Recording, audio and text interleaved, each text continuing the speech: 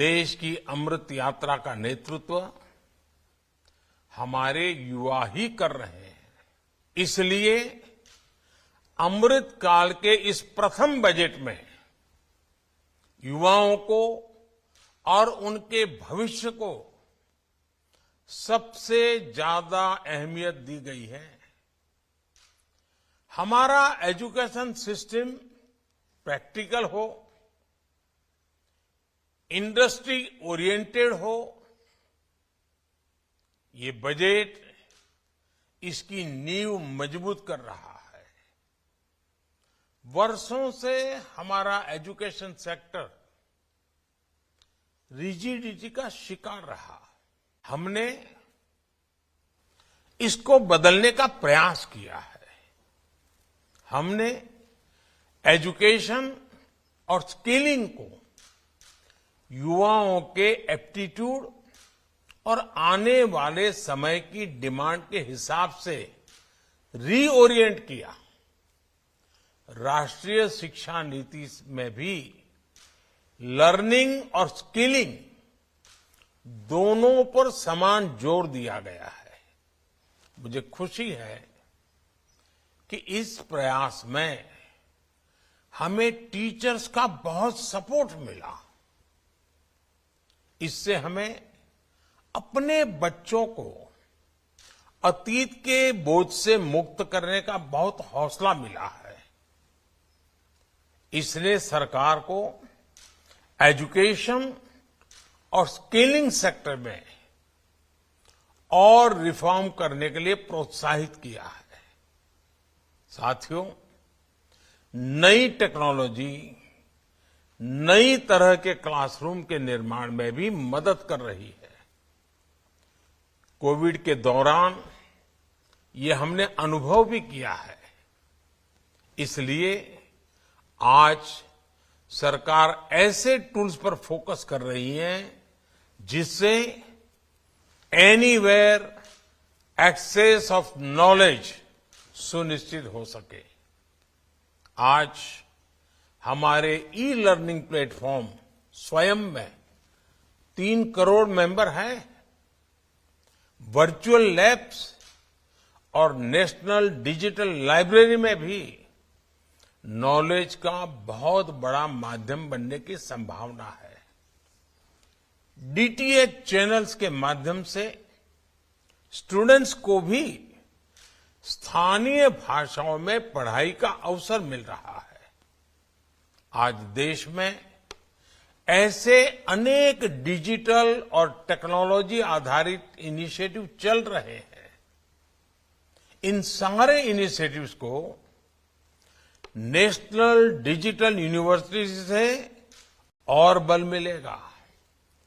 ऐसे फ्यूचरिस्टिक कदम हमारी शिक्षा, हमारी स्किल और हमारे ज्ञान विज्ञान के पूरे स्पेस को बदलने वाले हैं। अब हमारे टीचर्स की भूमिका सिर्फ क्लासरूम तक सीमित नहीं रहेगी।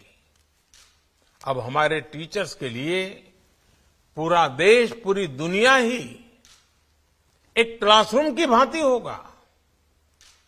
ये टीचर्स के लिए अवसरों के नए द्वार खोलने वाला है। हमारे एजुकेशनल इंस्टीट्यूशंस के लिए भी अब देश भर से टीचिंग मटेरियल की अनेक प्रकार की विविधताएं, अनेक प्रकार की विशेषताएं, स्थानीय टच, ऐसी अनेक बातें उपलब्ध होने वाली है। और सबसे बड़ी बात, इससे गांव और शहर से स्कूलों के बीच जो खाई होती थी वो दूर होगी। सबको बराबरी के अवसर मिलेंगे। साथियों, हमने देखा है कई देश ऑन द जॉब लर्निंग पर विशेष बल देते हैं। बीते वर्षों में केंद्र सरकार ने अपने युवाओं को आउटसाइड द क्लासरूम एक्सपोजर देने के लिए इंटर्नशिप और अप्रेंटिसशिप को फोकस किया है। आज नेशनल इंटर्नशिप पोर्टल पर लगभग 75,000 एम्प्लॉयर्स हैं। ये इंटर्नशिप की लगभग 25 लाख रिक्वायरमेंट पोस्ट कर चुके हैं। इससे हमारे युवाओं और इंडस्ट्री दोनों को बहुत लाभ हो रहा है। मैं इंडस्ट्री और शिक्षा से जुड़े संस्थानों से आग्रह करूंगा कि इस पोर्टल का अधिक से अधिक उपयोग करें। देश में इंटर्नशिप के कल्चर का हमें और विस्तार करना है। साथियों, मेरा ये मानना है अप्रेंटिसशिप्स हमारे युवाओं को फ्यूचर रेडी बनाने में मदद करती है। हम भारत में अप्रेंटिसशिप्स को भी बढ़ावा दे रहे हैं। इसमें हमारी इंडस्ट्री को भी उचित स्किल से जुड़ी वर्कफोर्स की पहचान करने में भी आसानी होगी। इसलिए इस बजट में करीब 50 लाख युवाओं के लिए नेशनल अप्रेंटिसशिप प्रमोशन स्कीम के तहत स्टाइपेंड का प्रावधान किया गया है। यानी हम अप्रेंटिसशिप के लिए वातावरण भी बना रहे हैं और पेमेंट्स भी इंडस्ट्री को मदद दे रहे हैं। मुझे विश्वास है कि इंडस्ट्री इसका भरपूर लाभ उठाएगी। साथियों, आज भारत को दुनिया मैन्युफैक्चरिंग हब के रूप में देख रही है। इसलिए आज भारत में निवेश को लेकर दुनिया में उत्साह है। ऐसे में स्किल्ड वर्कफोर्स आज बहुत काम आती है। इसलिए इस बजट में स्किलिंग पर बीते वर्षों के फोकस को हमने आगे बढ़ाया है। प्रधानमंत्री कौशल विकास योजना 4.0 आने वाले वर्षों में लाखों युवाओं को स्किल, रीस्किल और अपस्किल करेगी। इस योजना से आदिवासियों, दिव्यांगों और महिलाओं की जरूरत के अनुसार टेलर मेड प्रोग्राम्स बनाए जा रहे हैं। साथ ही इसमें इंडस्ट्री 4.0 जैसे एआई, रोबोटिक्स, आईओटी, ड्रोन्स ऐसे अनेक सेक्टर्स के लिए भी मैन पावर का निर्माण किया जा रहा है। इससे इंटरनेशनल इन्वेस्टर्स के लिए भारत में काम करना और आसान होगा। भारत में इन्वेस्टर्स को रीस्किलिंग पर ज्यादा ऊर्जा और संसाधन नहीं खर्च करने पड़ेंगे। इस बजट में पीएम विश्वकर्मा कौशल सम्मान योजना का भी ऐलान किया गया है। इससे हमारे पारंपरिक कारीगरों, हस्तशिल्पियों, कलाकारों के स्किल डेवलपमेंट पर जोर दिया जा रहा है। पीएम विश्वकर्मा योजना इन कारीगरों को नया मार्केट भी दिलाने में मदद करेगी और इससे अनेक उत्पादों के बेहतर दाम भी मिलेंगे। साथियों, भारत में एजुकेशन सेक्टर में तेजी से बदलाव लाने के लिए एकेडेमिया और इंडस्ट्री की भूमिका और पार्टनरशिप बहुत बड़ी है। इससे मार्केट की जरूरत के हिसाब से रिसर्च संभव हो पाएगी और रिसर्च के लिए इंडस्ट्री से पर्याप्त फंडिंग भी मिलेगी।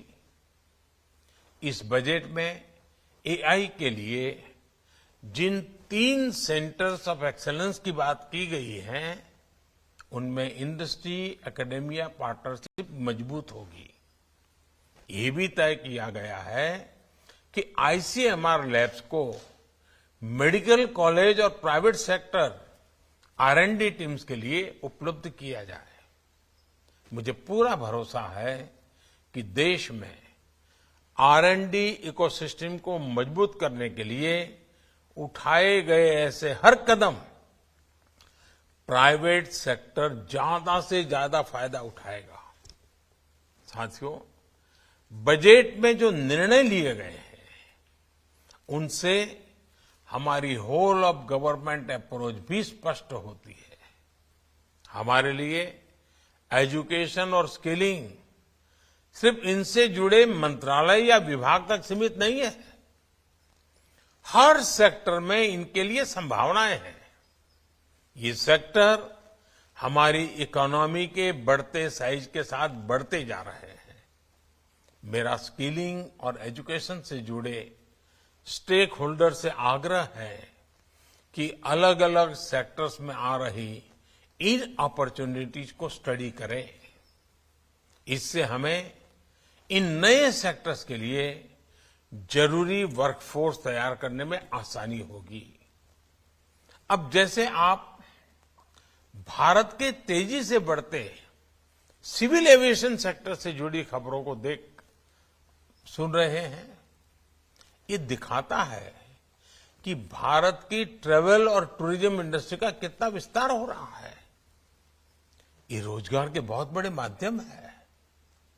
इसलिए हमारे स्किलिंग सेंटर्स और एजुकेशनल इंस्टीट्यूशन को इसके लिए भी कैपेसिटीज तैयार करनी होगी। मैं चाहूंगा जो युवा स्किल इंडिया मिशन के तहत प्रशिक्षित हुए हैं, हम उनका भी अपडेटेड डेटाबेस तैयार करें, क्योंकि कई ऐसे युवा होंगे जिनके स्किल्स को अपग्रेड करने की जरूरत होगी। डिजिटल टेक्नोलॉजी और AI के आने के बाद हमारा ये प्रशिक्षित वर्कफोर्स पीछे न छूट जाए, हमें इसके लिए अभी से काम करना होगा। साथियों, मुझे पूरा विश्वास है कि यहां फ्रूटफुल डिस्कशंस होंगे, बेहतर सुझाव आएंगे, बेहतर समाधान निकलेंगे और एक नए संकल्प के साथ, नई ऊर्जा के साथ हमारी युवा पीढ़ी के उज्जवल भविष्य के लिए इन महत्वपूर्ण क्षेत्र को आपके विचारों से समृद्ध कीजिए, आपके संकल्प से आगे बढ़ाइए। सरकार कंधे से कंधा मिला करके आपके साथ चलने के लिए तैयार है। मेरी आप सबको इस वेबिनार की सफलता के लिए बहुत बहुत शुभकामनाएं हैं। धन्यवाद।